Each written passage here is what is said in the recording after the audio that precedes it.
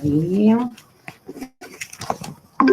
Então, olha só. Primeiro, antes da gente começar aí, antes da gente dar continuidade, né, ao nosso assunto de redemocratização do Brasil, né? O que é isso, professora? São aí os governos pós-ditadura, tá? O que aconteceu com a derrubada e com o fim da ditadura militar? Quem assumiu? Como é que foi? Então, assim, nós já estávamos vendo isso na aula passada e vamos dar continuidade. Antes de a gente continuar com a apresentação dos slides, que eu parei no Fernando Henrique Cardoso, a gente vai aí fazer a correção, tá? Lembrando que semana passada eu passei para a atividade para vocês poderem fazer a página 319, não foi isso? Foi só 319, né? A número 2. Me lembrem aí, por favor. Tá? Mas eu creio que sim, não foi? Porque eu tinha anotado outras 2 páginas, mas eu cortei aqui na minha anotação, porque no caso eu ainda não tinha avançado para essa página. Então, ó, vou colocar aqui na 319. Olha aqui, ó, o nosso assunto, tá?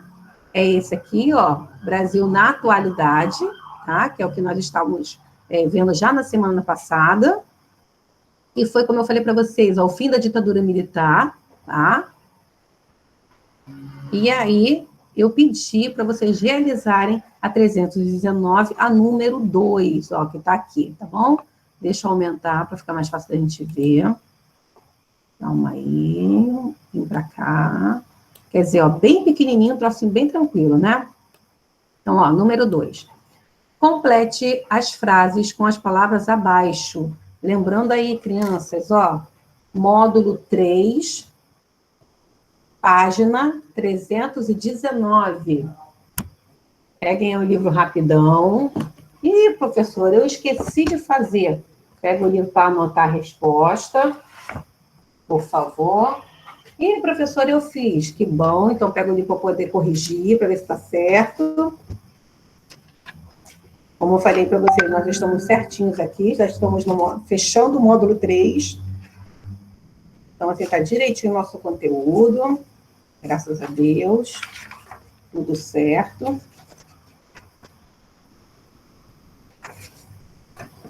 É só abrir aí a página 319 do módulo 3. Espera aí que eu também estou abrindo aqui o meu. Isso aí já está aberto do online. Aí, podemos? Então, ó, está assim. Complete as frases com as palavras abaixo. Aí vocês estão vendo aí as palavras. Direitos humanos, greves, Comissão Nacional da Verdade, anistia, diretas já. Essas palavras é referente aí ao final da ditadura militar. Então, ó, letra A. As diretas já foram manifestações que pressionavam o Congresso a aprovar a proposta da emenda Dante de Oliveira, que garantia as eleições diretas para presidente. Então, as diretas já foram um movimento que fazia pressão para a volta das eleições para presidente. Essa emenda Dante de Oliveira, ela não foi aí aceita nesse momento, tá? Mas ela fez aí, né, uma grande abertura, né, um grande ensaio para esse momento da votação para presidente da República. B. A lei da anistia anulou parte dos crimes dos opositores da ditadura. Os militares também acabaram impunes em relação a crimes de morte e tortura.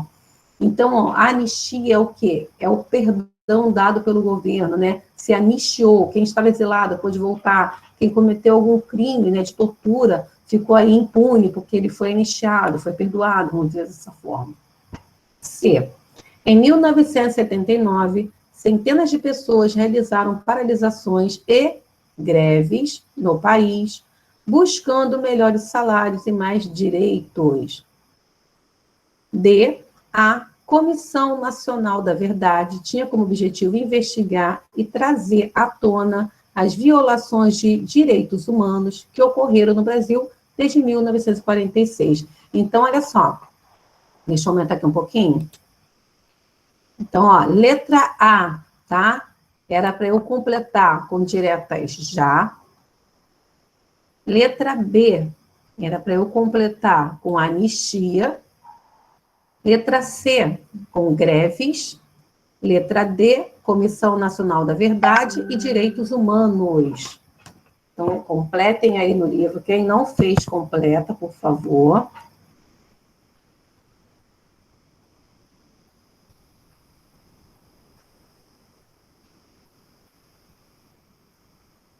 Bota direitinho.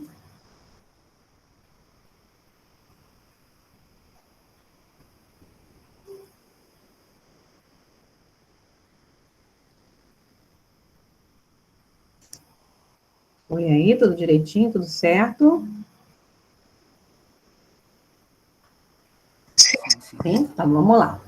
Então, ó, já acabamos a correção. Foi só essa página mesmo, porque as outras que eu ia passar, eu acabei riscando, porque não tinha falado ainda sobre, né, os outros pontos.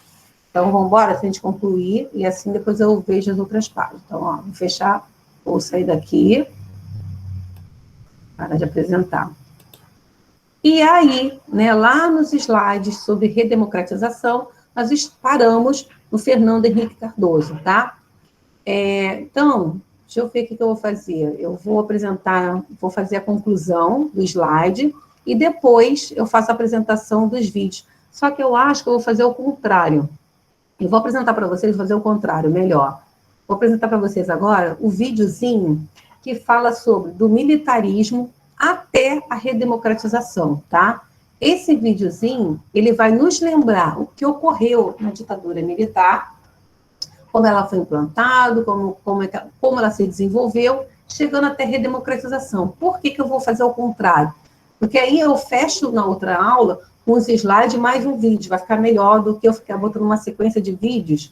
Então, esse vídeo que eu vou mostrar agora, ele vai me ajudar, e vai ajudar vocês também no sentido de fazer uma recapitulação, né, reviver na memória de vocês o que foi falado na aula com relação à ditadura, tá? Então, ó, presta atenção, porque é um vídeo ótimo, tá? Para fixar o assunto. É uma revisão, tá? Então, ó, deixa eu apresentar aqui para vocês. Fiquem atentos ao vídeo, vem com informações importantíssimas. Cadê? Tá todo mundo aí vendo direitinho, ó? Falem para mim. Sim? Sim ou não? Tá sim, tá sim, tá sim. Esse vídeo, por que eu também quero até apresentar primeiro? Ele para aqui, ó, exatamente aqui no FHC, tá vendo? Ele para no Fernando Henrique Cardoso, tá? Então, ele vai me ajudar nisso, a revisar o assunto que nós vimos, e vai parar exatamente no ponto onde eu parei também no slide. Então, ó, vou colocar.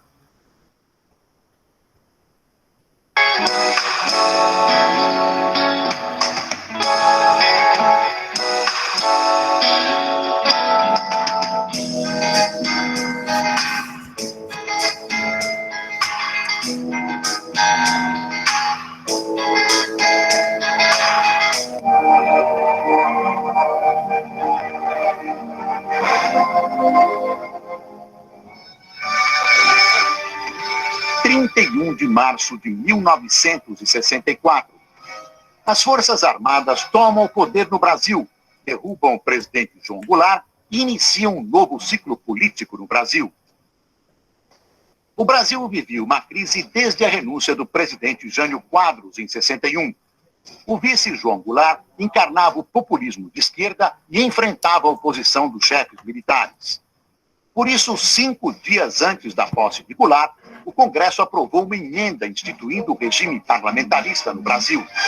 Logo que assumiu, Goulart passou a fazer campanha pela volta do presidencialismo e pelas reformas de base, entre elas a reforma agrária. O governador do Rio Grande do Sul, Leonel Brizola, era um dos que mais pressionavam pelas reformas. Em janeiro de 63, num plebiscito, os brasileiros votam em massa pelo retorno do regime presidencialista. As greves e protestos se intensificaram. Quando a agitação chegou aos soldados e marinheiros, os generais decidiram agir contra a subversão. Os militares não estavam sozinhos. 2 semanas antes, a Marcha da Família com Deus pela Liberdade tinha reunido 500 mil de pessoas em São Paulo. A resistência foi pequena. João Goulart fugiu para o Uruguai. O Marechal Castelo Branco assumiu a presidência. Centenas de líderes políticos, camponeses e sindicais foram presos e tiveram seus direitos políticos cassados. A sede da UNE, a União Nacional dos Estudantes, foi incendiada no Rio. Os partidos foram extintos e substituídos. O MDB. Em março de 1967, o Marechal Costa e Silva substituiu Castelo Branco na presidência. E no ano seguinte, os estudantes assumiram a vanguarda dos protestos contra o governo militar. Era um tempo de censura, cassações e prisões. Grupos de extrema esquerda partiram para a guerrilha armada. Os artistas aderiram à resistência democrática. A contestação atingiu os festivais de música da TV Record, que marcaram o surgimento de uma nova geração de artistas. Em dezembro de 68, os militares baixaram o ato institucional número 5. O Congresso foi fechado e os poderes foram concentrados no Executivo. A repressão aumentou ainda mais. Eram os anos de chumbo. 15 de março de 1974, o general Ernesto Geisel se torna o 4º presidente do regime militar e dá início à transição democrática no Brasil. A escalada de protestos em 68 tinha levado a um endurecimento do governo militar e também a uma radicalização da luta política. Setores da esquerda partiram para a luta armada, com atentados terroristas e sequestros nas cidades e a guerrilha na selva, na região do Araguaia. Em 1969, o sequestro do embaixador americano Charles Elbrick permitiu que a esquerda conseguisse a libertação de 15 presos políticos e a divulgação de um manifesto contra a ditadura em toda a mídia brasileira. Os militares reagiram intensificando a repressão. Os 2 principais líderes da guerrilha, Carlos Marighella e Carlos Lamarca, foram mortos. Em 1970, o regime militar chegou ao auge. O presidente era o general Emílio Médici e a palavra Brasil, ame-o ou deixe-o. Sob o comando de Pelé, Gerson e Tostão, a seleção brasileira conquistou o tricampeonato mundial no México. Mas nem tudo era festa. O modelo econômico implantado em 64 já dava sinais de esgotamento e a oposição ao regime aumentava. Assim que assumiu, Geisel enfrentou a resistência da linha dura. Em 75, o jornalista Vladimir Herzog foi morto sob tortura na sede do 2º Exército em São Paulo. Geisel afastou o general Edinardo Dávila Mello do comando de São Paulo e também conseguiu afastar o general Silvio Frota do Ministério do Exército. A ideia era neutralizar o grupo mais autoritário das Forças Armadas e iniciar uma transição lenta, gradual e segura para a democracia. A abertura, como era chamada a política de Geisel, enfrentaria muitos testes. Em 78, os operários voltaram à cena política com as grandes greves da região do ABC. O movimento grevista era liderado pelo metalúrgico Luiz Inácio da Silva, Lula, que mais tarde seria o fundador do Partido dos Trabalhadores e se tornaria um dos políticos mais importantes do país. Em 79, o general João Batista Figueiredo assume a presidência. Ele tinha sido escolhido por Geisel para dar continuidade à política da abertura. Nesse mesmo ano, o Congresso acabou com o bipartidarismo e aprovou a lei da anistia. Os exilados retornaram.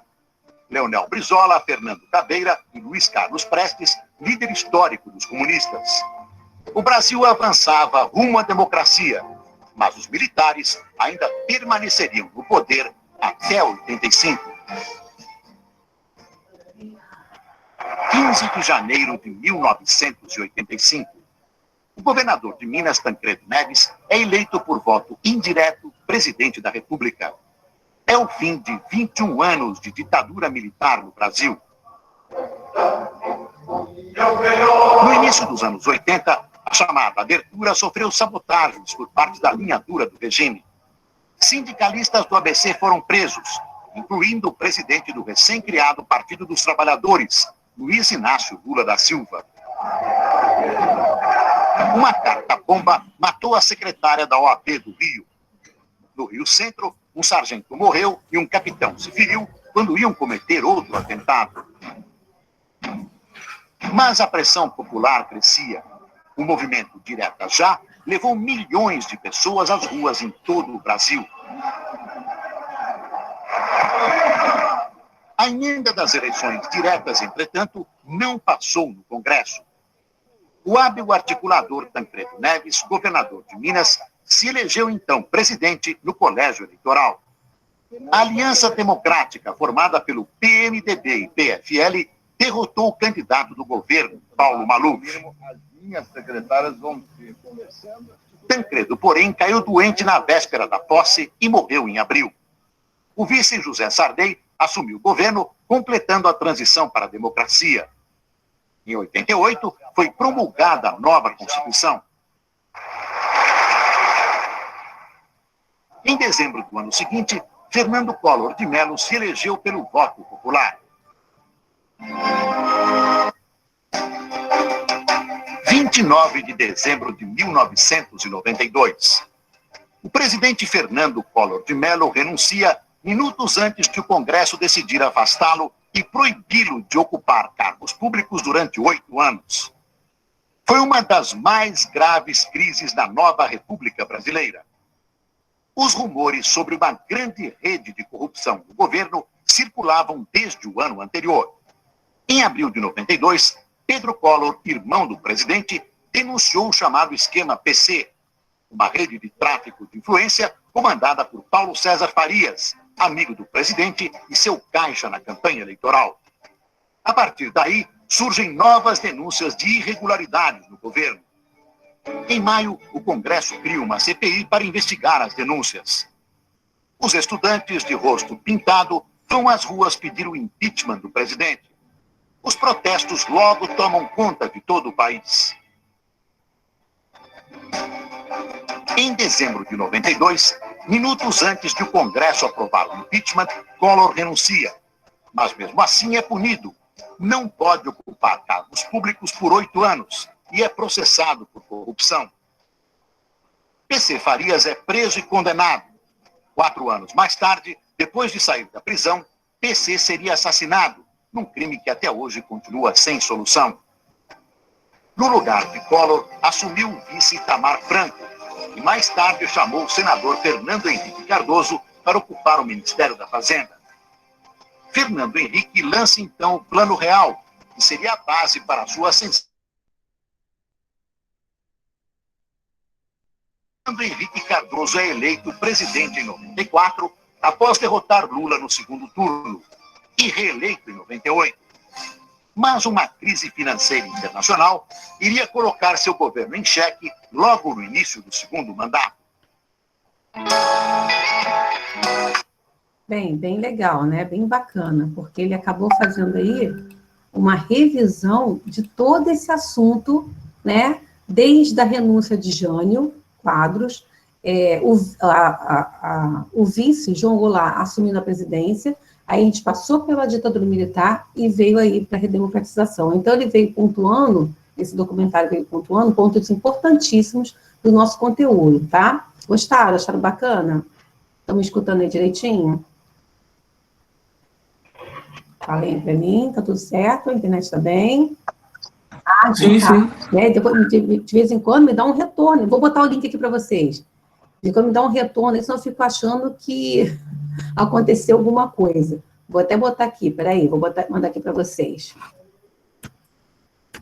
Eu achei, assim, muito bom esse vídeo, sabe? Ele fez uma revisão muito legal. Vou botar aqui.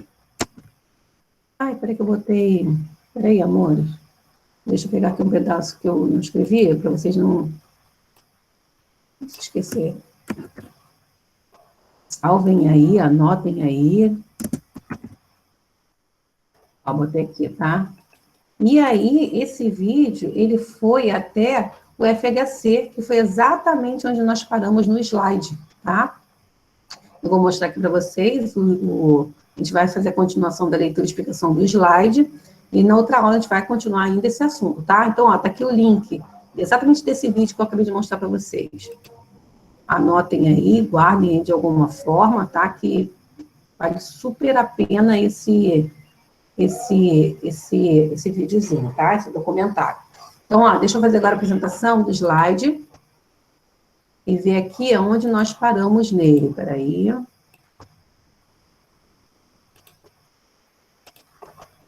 Todo mundo vendo aí?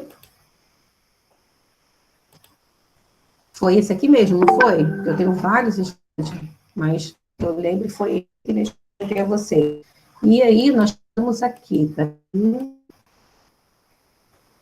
Sarney nós falamos, daquela fiscalização, a Constituição de 1988 também falamos, a eleição do Collor Mello, né, falamos também, essa imagem tinha de moderno, sofisticado, inovador, né, que era exatamente aí o que o Brasil procurava, né, depois de 21 anos, então ele passava essa imagem de modernidade, nós vimos que houve aí toda governo tumultuado, né? Vimos aí também a comprovação de corrupção, o afastamento, aí, o impeachment de Collor, os caras pintados, né? Movimento pedindo a derrubada de Collor. Vimos aí o governo Itamar Franco, que foi o vice-Collor, né? Que veio aí substituir no governo brasileiro. Vimos também denúncia de corrupção. Vimos que o Plano Real foi implantado no governo de Itamar Franco, lembrando, né? Foi implantado no governo de Itamar Franco, ele foi planejado, né, pela equipe do Fernando Henrique Cardoso. Esse sucesso, vamos dizer assim, né, do plano real, acabou aí favorecendo o Fernando Henrique Cardoso como candidato, né? Então, ele veio aí com a candidatura, após o término do governo de Itamar Franco, ele veio aí com a sua candidatura e, devido ao sucesso do plano, ele foi eleito como presidente. Então, ó, governo de FHC, Fernando Henrique Cardoso, houve aí as privatizações de empresas estatais, né, de empresas que pertenciam ao Estado, e tinha, assim, ele tinha essa, não é como é que eu vou falar, esse intuito, né, ele tinha essa posição de privatização, defesa da privatização, ou também nesse período da responsabilidade fiscal, foi criada a Bolsa Escola, a consolidação do Plano Real se estabeleceu aí no governo FHC, que o Plano Real foi criado por ele quando ele participava do governo Itamar Franco. Também houve o aumento da dívida pública nesse governo, de incentivo aos medicamentos genéricos, né? Nós tivemos aí a entrada dessa medicação genérica, né, em custo menor, e a política antitabagista mais rigorosa, né, contra o fumo, né, contra os cigarros. Então, uma campanha muito maior no governo do FHC. Bem, também houve aí um período da crise do apagão, né, onde várias cidades faltaram luz por conta aí do aumento da energia, por conta do consumo da energia, né, também por conta aí dessa falta de organização, de melhorias no campo energético. A aprovação da emenda de reeleição, até então não se fazia essa reeleição, e o massacre em Eldorado dos Carajás, que ficou essa chacina, né, que entrou para a história, vocês estão vendo essa imagem horrível. Então, lá. Privatização no governo, né, a Embraer foi privatizada, Vale do Doce, Telebrás, Minas, Nor, entre outras empresas que pertenciam ao Estado e foram aí vendidas, né, suas ações para empresas tanto estrangeiras quanto daqui, realizando dessa forma a privatização de uma coisa que era do Estado, que era do governo, que era do Brasil. Após o governo do FHC, depois dos seus 2 mandatos, peraí, crianças, tem alguém tentando entrar. Olá, bom dia. Quem veio aí com esse nome, fala para mim, para eu anotar aqui. Passa para mim aí, por favor. Quem entrou? Quem é Márcia? A gente está com de Márcia. Fala para mim aí. Já saiu de novo? Não, entrou, né? Quem está com o nomezinho de Márcia Fernandes? Passa para mim, para eu poder anotar aqui na presença. Ana Clara? Tá, anotei, senão fica com falta. Então, ó, vamos lá, Ana Clara, a gente está vendo aqui o slide que eu parei na outra semana passada. A redemocratização. Coloco do slide, já coloco para você, pode deixar, tá? Então, ó, aí, né, após 2 mandatos de Fernando Henrique Cardoso, né, ele ficou aí na presidência da República por 8 anos, nós tivemos novas eleições, e aí o Lula, depois de tantos anos, conseguiu aí sentar na cadeira de presidente da República. Então, o governo Lula do PT foi criado programas sociais, a Bolsa Família, as privatizações de empresas do Estado foram suspensas, taxa de desemprego, elevação do salário mínimo, redução da linha de pobreza, reforço ao papel do Estado e às pesquisas científicas, para investir mais em pesquisas científicas.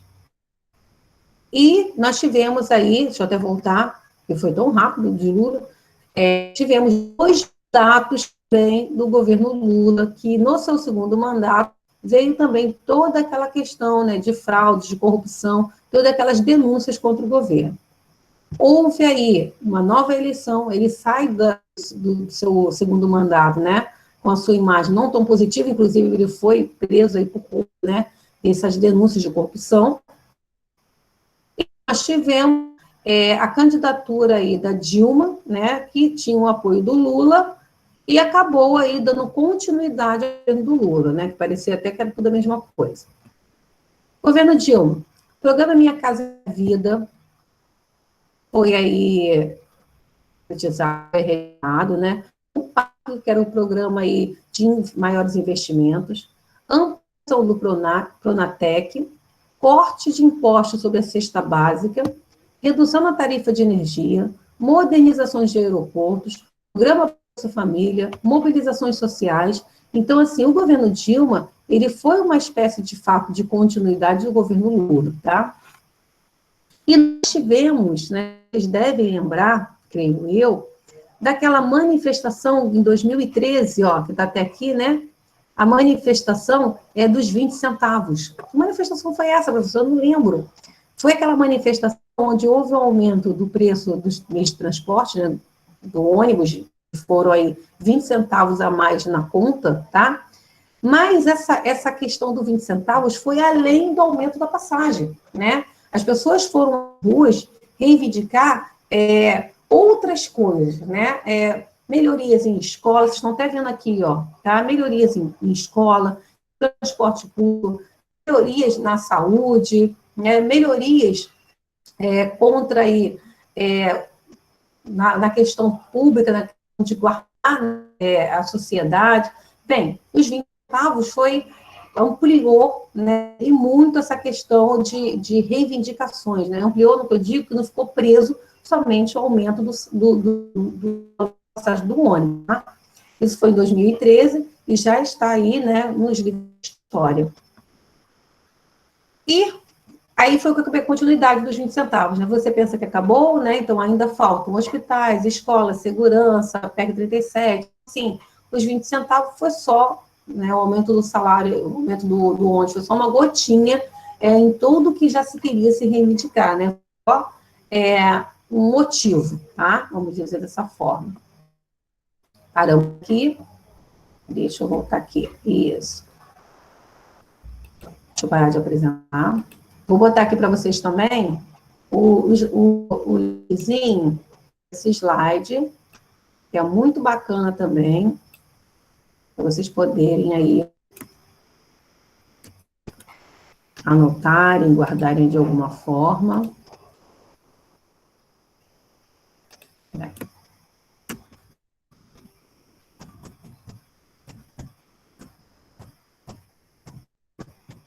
Gente, eu vou botar aqui para vocês. Dando slide para depois não ficar perdido, tá? Então, assim, esses governos pós-ditadura militar, aí sim, foram governos, né, de fato democráticos, né? Democráticos em que sentido? A participação, a eleição, né, eles foram aí eleitos pelo povo, foram aí escolhidos pelo povo, né? Como vocês perceberam, na nossa história, infelizmente, de governo, né, na nossa história dos governantes brasileiros, a gente sempre acaba aí se esbarrando, né, nas questões de corrupção, de denúncia, de falcatruas, né, infelizmente, tá? Infelizmente, isso vem acontecendo já, né, isso acaba acontecendo, né, acabou acontecendo desde lá, a implantação da nossa república, né, que foi aí os primeiros anos da República da Espada, né, desde até mesmo de antes a gente já lida com essa situação, tá? Então, nós vimos aí características de alguns governantes pós-ditadura. Eu separei aqui também outro slide, eu vou até apresentar para vocês, é só para vocês poderem rever o que foi falado aí pela gente, já por nós. Pessoal, deixa eu ver, eu queria passar um outro, mas eu vou deixar para a próxima aula, que não vai dar tempo. Um outro videozinho que eu tinha dado. Oi. Professora, se você reparar, metade dos governos do Brasil teve corrupção metida no meio. Não, nem sei se é só a metade, né? Foram bastante, gente. Tudo está metido. Quase todos. Quase tudo. Isso, pior que é isso mesmo. Deixa eu separar aqui, que eu tinha visto um outro. Eu separei um outro slide. Espera aí. Para mostrar para vocês. Calma aí. Deixa eu ver se é esse que eu vou botar aqui agora. Ele estava aqui separadinho, eu fui... Ah, errei. Não é esse não. Eu fui, apaguei ele e botei esse para concluir, mas eu quero mostrar ele para vocês. Ele também faz uma recapitulação, como a gente está com um tempinho agora, dá tempo. Espera aí. Aqui, não, a gente vai rever de novo, para quando a gente voltar para a próxima aula, eu passar os videozinhos que eu quero, que agora não dá tempo. Ó, vou mostrar para vocês rapidinho esse, aí talvez vocês até gostem mais dele também. Calma aí.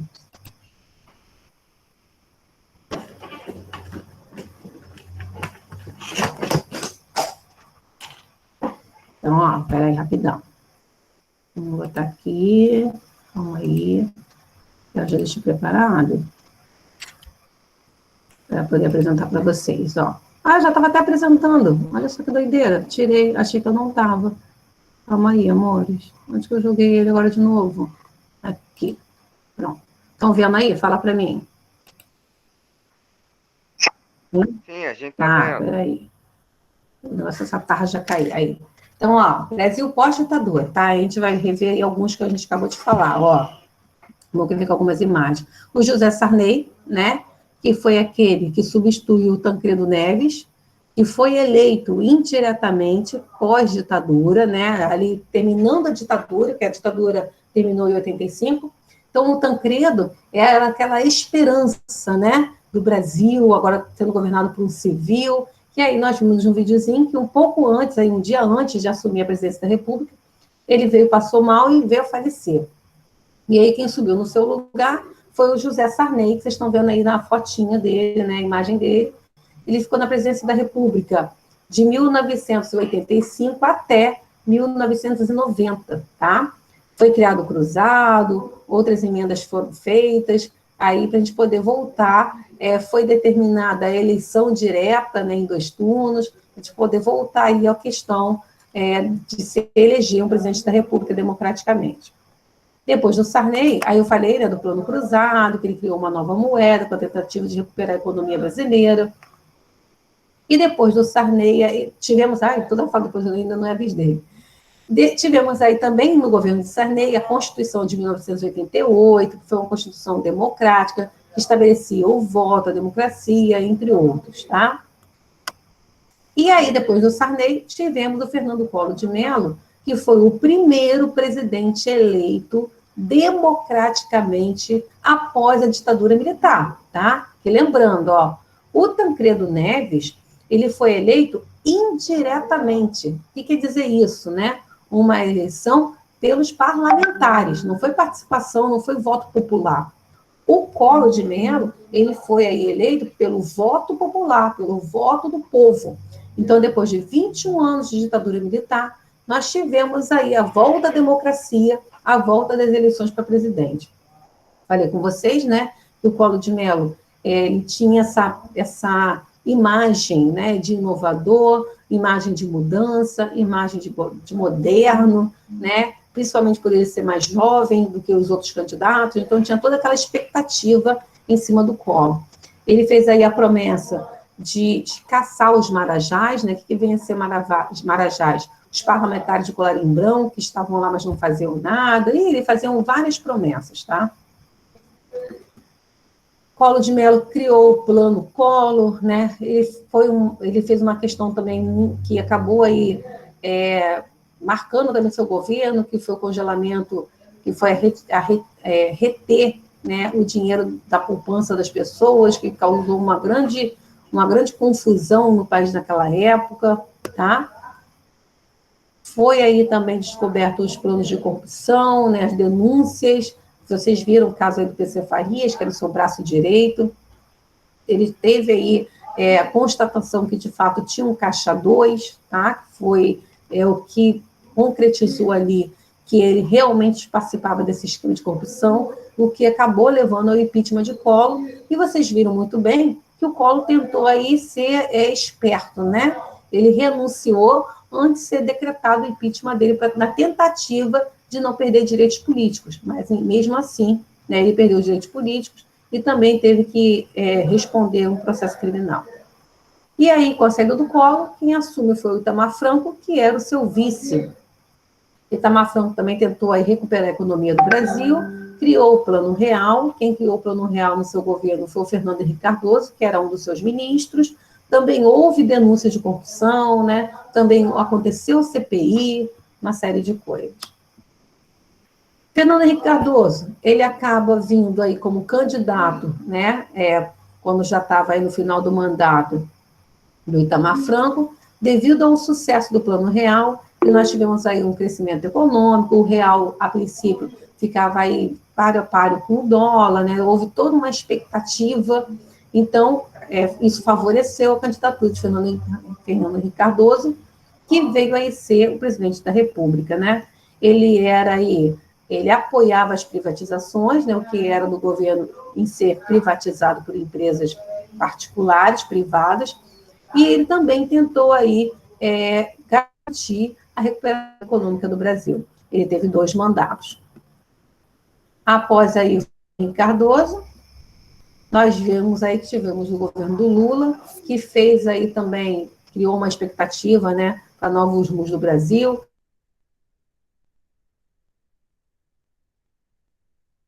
de benefícios, vamos dizer assim, para a sociedade, para o grupo social mais pobre, né, para o povo, teve aí melhoria de salário, entre outras coisas, também teve 2 mandatos e também sofreu aí com as denúncias de corrupção, com esse esquema do mensalão, e foi assim, uma confusão também, né, mas ele tem índice popular de aprovação muito grande. Após o Lula, veio a Dilma Rousseff, que deu uma continuidade aos programas sociais do Lula, que também aí enfrentou denúncias, né, que também entrou numa certa crise e também acabou aí fechando seu mandato com uma imagem não muito positiva. E nós tivemos o Temer, né, como vice, após o impeachment de Dilma Rousseff. Nós tivemos aí 2 presidentes que sofreram impeachment, né, o Collor de Mello e a Dilma. Após o impeachment, Dilma Rousseff é retirada do governo e quem assume o seu vice foi o Temer, que também foi uma grande polêmica, uma grande confusão, devido também a denúncias de corrupção, de seu envolvimento, entre outros, né? O Temer, ele fechou aí o mandato, nós tivemos as novas eleições e tivemos agora o Bolsonaro. O Temer, ele veio entrando no livro de vocês, só também com um pequeno trechinho, né? Mencionando ele num pequeno detalhe, que depois eu vou falar com vocês na próxima aula, que página, tá, criança? Vou fechar aqui, que nossa aula já acabou, já fechou o nosso tempo. Escuta, amores, não deixem aí de voltar, tá? Na nossa última aula, importantíssimo, tá? Eu vou dar continuidade ao que está sendo explicado agora, vou fechar esse assunto e trazer novas informações para vocês, tá bom? Pelo amor de Deus, hein?